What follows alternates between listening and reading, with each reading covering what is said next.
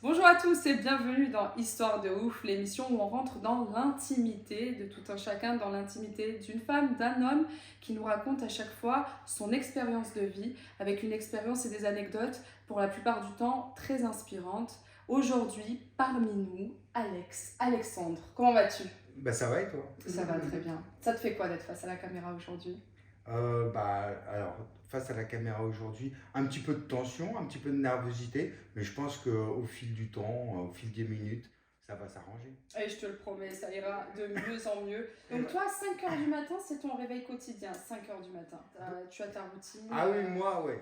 Moi, j'ai ma routine, c'est-à-dire c'est le café, la cigarette et après les toilettes. Ouais. Merci pour toutes ces précisions. Ma profession, c'est en sécurité, donc le lever, il est à 5 heures du matin, parce que je travaille en 12 heures dans la journée, et donc faut se lever tôt. Sécurité, toi, tu as également occupé des professions différentes dans ta vie. Ouais, Avant ça, tu étais coiffeur, ouais, c'est ça, tu ouais. me disais. Ouais, coiffeur. Alors, Alors raconte-nous un peu cette expérience. Comment est-ce que tu en es arrivé à travailler dans la sécurité? comment j'en suis arrivé? J'ai eu un accident, c'est-à-dire que j'ai voulu rattraper un couteau, et finalement, je me suis coupé le doigt. Donc c'est pour ça que je me suis reconverti dans la sécurité. Donc, ce que tu nous racontes là, c'était lorsque tu étais coiffeur. Ouais, c'est ça. Tu as eu un accident en étant coiffeur. Voilà, c'est ça, un accident, c'est-à-dire que j'ai voulu rattraper un couteau qui m'a coupé mon doigt, donc j'ai été opéré et mon doigt s'est parmi de ses fonctionnements normaux. Mhm. Et donc après, il a fallu que je cherche un autre poste, Mhm. un autre voie, et j'ai choisi la sécurité pour le moment. T'es polyvalent. En coiffure.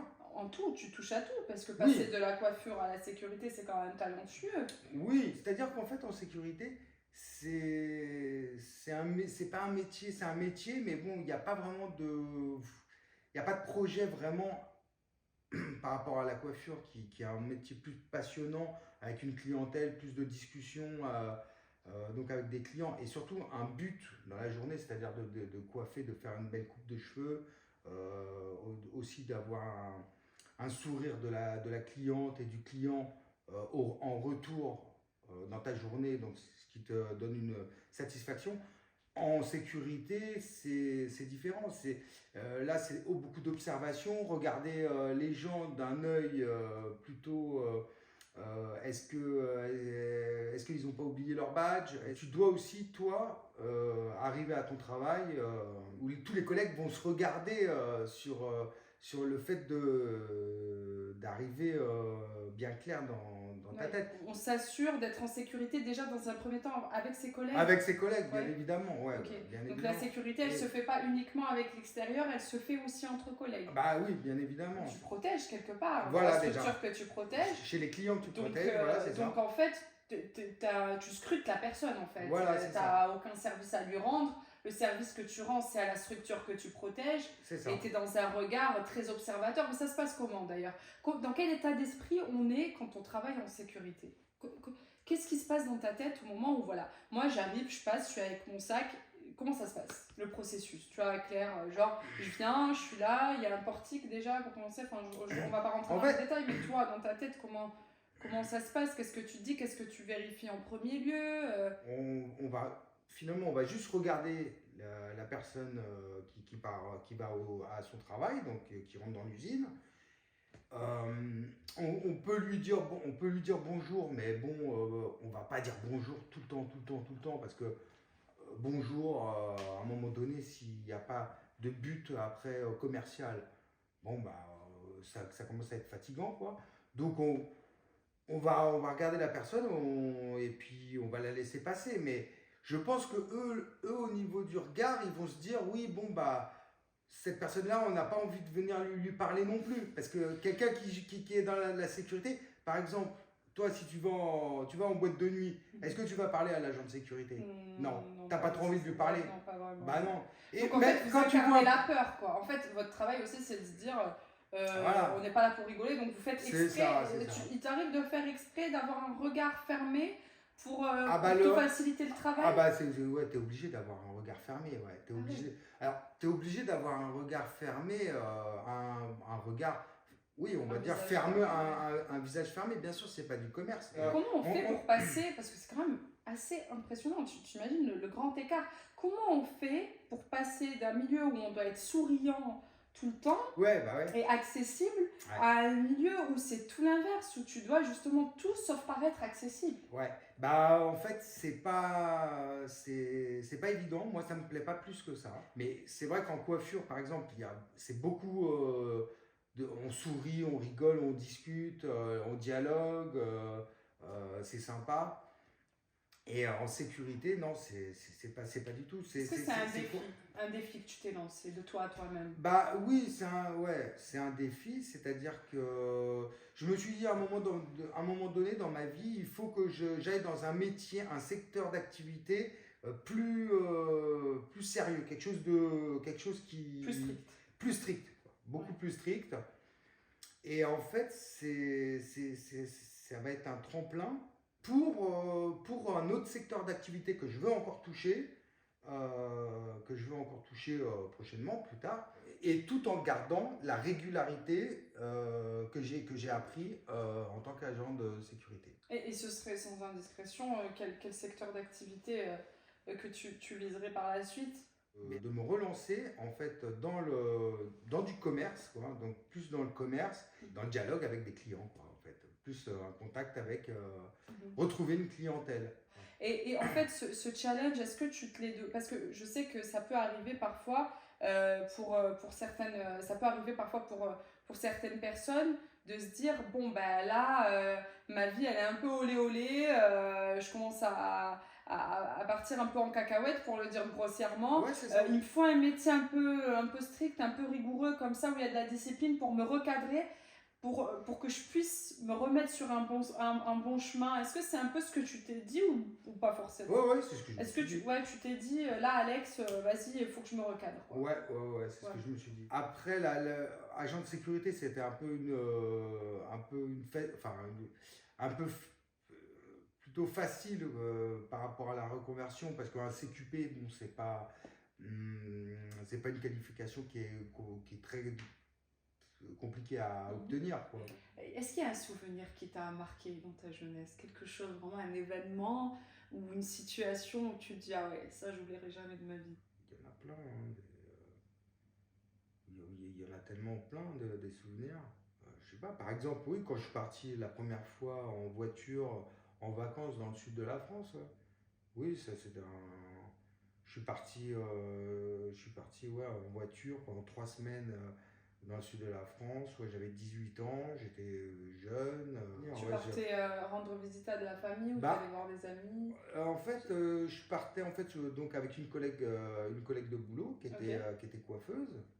Donc en fait, elle déménageait dans le sud, elle habitait le sud avant, Oui. et donc elle repartait vivre dans le sud. Mhm.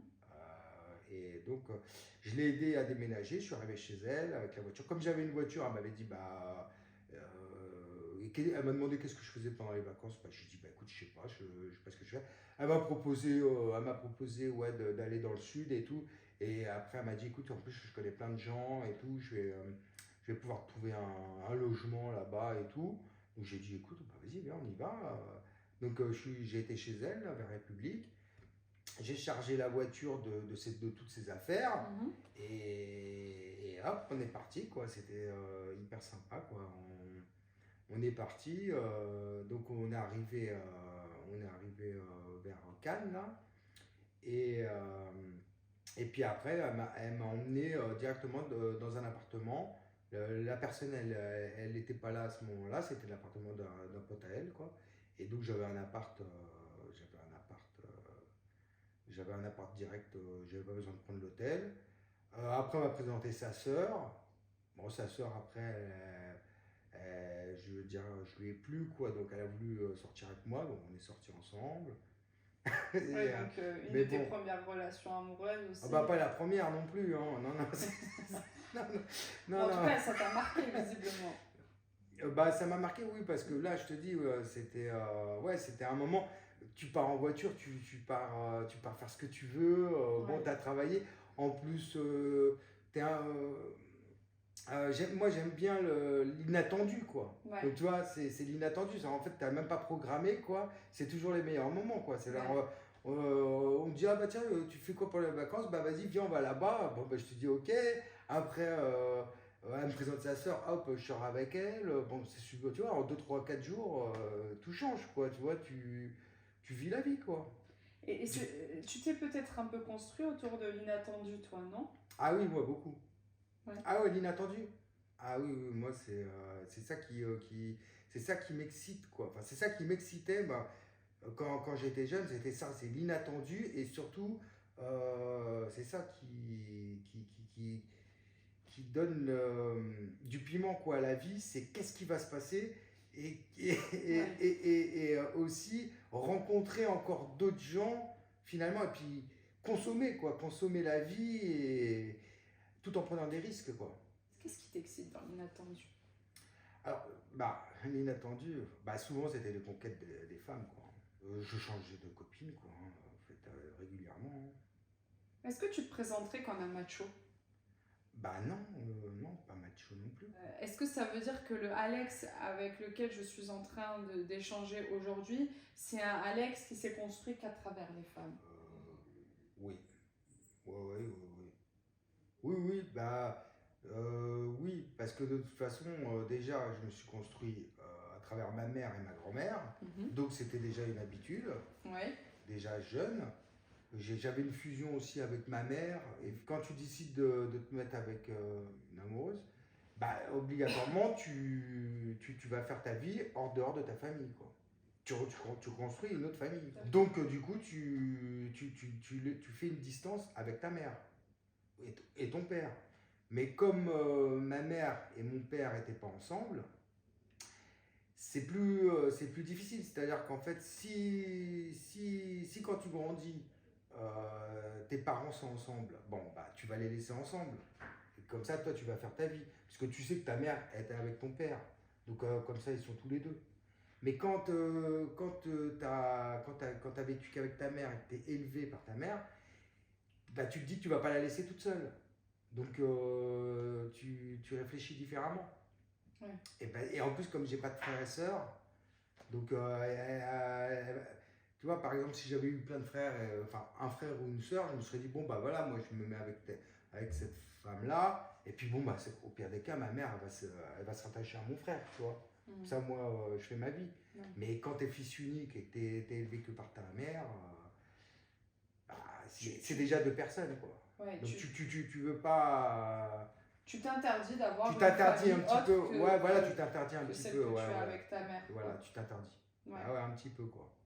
Ouais. Et le fait d'avoir été justement fils unique, ça t'a frustré Ouais, dans ta ouais, vie? ouais, j'ai pas trop aimé. Bah, non, moi j'ai pas trop aimé déjà d'être fils unique. J'ai pas trop aimé non plus bon, bah, de pas avoir de père, quoi. De pas avoir de référent familial. Ouais, j'ai pas trop apprécié. Tu peux donner un conseil à un jeune, au Alex de 9 ans qui te regarde? Eh ben, ah bah, je lui dirais de bien réfléchir et surtout d'écouter